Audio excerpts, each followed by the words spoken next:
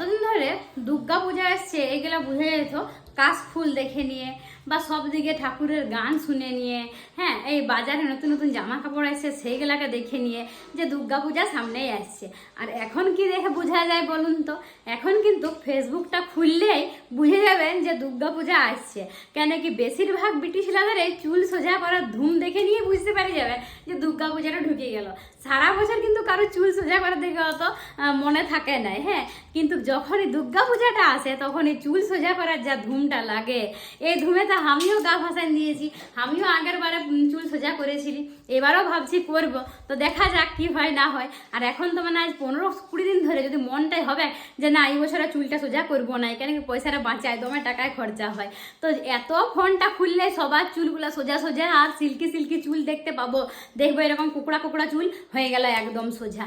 এত মনটা মানে খুশি হয়ে যায় ওগুলাকে দেখে নিয়ে, মনে হয় যে না বাপ দুর্গা পূজায় একটা শাড়ি কম নিব তাও ভালো, যাই নিয়ে চুলটাকে সোজা করায় আসি পার্লার যাই নিয়ে, দুর্গা পূজা এসে গেল। তো কি বলেন আপনারা, ঠিক বললেন না এই কথাটা আমি?